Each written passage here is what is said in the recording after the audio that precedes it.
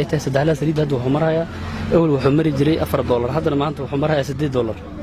sicir bararka iyo maciishada xilligan kor u kacay iyo baaraha soo noqday ayaa sababay in sare u kac xooggan laga dareemo goobaha ganacsiga sida dukaamada lagu iibiyo cuntooyinka qutul duruuriga ah ee degmada Doolo Soomaaliya. sare u kacan xilligan ka jira suuqyada ayaa sababay in macaamiisha qaar ay awoodi waayaan inay wax gataan. magacaygu waa Xasan Samaan Xuseen, waxaan joogaa Kabaaso, waxaan ganacsi ku ahay Kabaaso. inuu ganacsigii waan u qaaliyoobay,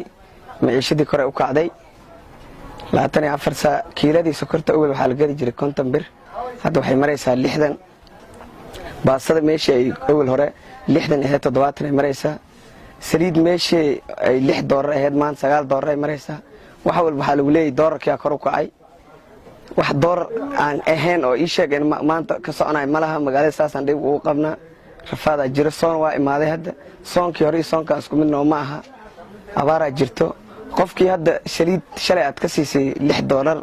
maanta $9 hadaad muwaalanta ku leeyahay dhibkana haysto ganacsiga naga haysta taas okay marka maxaa sababay in maciishada ay kor u kacdo ma doolarkii ay sheegeen yaa kor u kacay doolarkii sabab ma ogi ganacsiga wax dhib oo dhinaciisa hadda ka taagan malaha maciishadii kor u kacday waxa lagu leeyahay maanta u joogto saliid ay qaalowday bari waxa lagu leeyahay sheegeen sokortii kor u kacday mar walba shay kor u kacayo iska si qaaliyo waay marka ii sheegeen bariiska sokorta iyo kulli soo qiimay noqdeen hadda soonkii hore kiilada oo ii sheegeen tamarta waxaan gadi jirnay 90 bir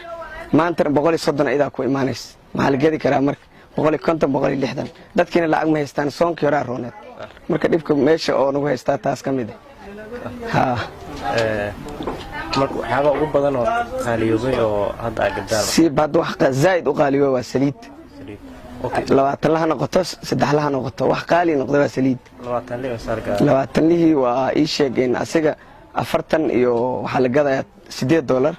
kan 3 laha roob 45 la gadaa $3 ka dheeli marka qiimo dhimis u sameeyeen ma jirtaa bulshada ma sameyn karnaba qiimo dhimis ilaa shaygi 45 kugu fadhiya wixii aan ku ganacsanana waa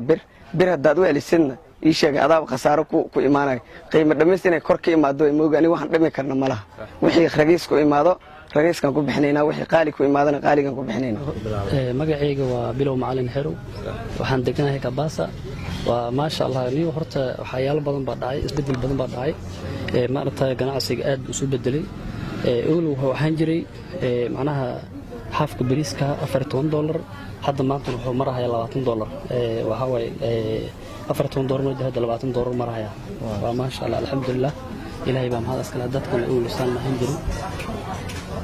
marka dadkan uu lisaan ma jirin maaragtay suuqma aad badan ilaar baa dhacday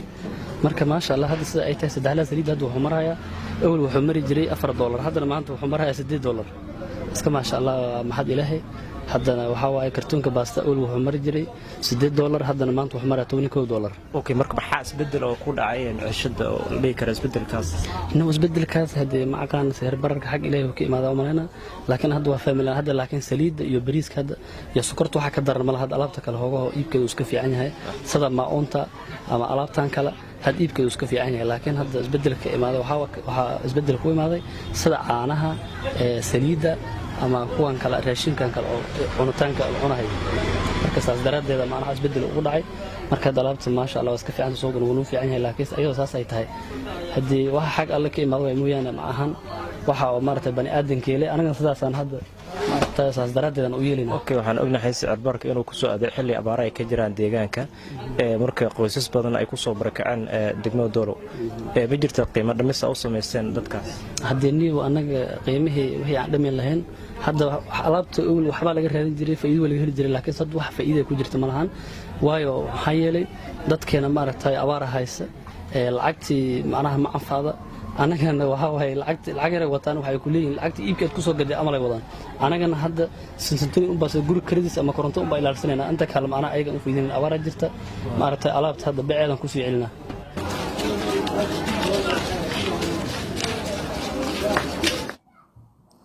degmada Doolo Soomaaliya xilligan ay ku soo barakaceen kumanaan qoys oo abaartu saameysay ayaa haddana waxaa ka jira sicir barar aad u daran فضانني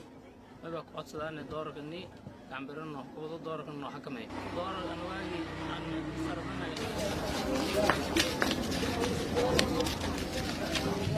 مرنا مش معيشتي دينغالوكي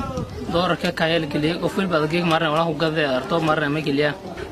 دورك كاي ولا دورك ميرن سمنان ما كليه دورك لكن كأواله هاي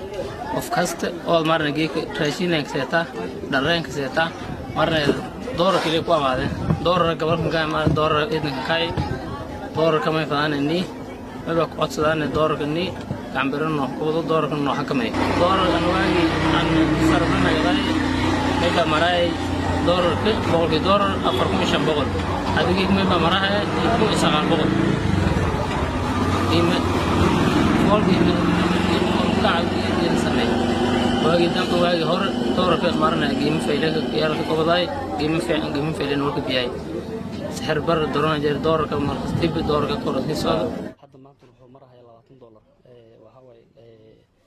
sicir bararka ka jira xilligan degmada ayaa waxa uu ku soo aadaya xilli abaar ay ka jirto deegaanada bisha barakeysan ee Ramadaan ay nagu soo dhowdahay. Gedo Radio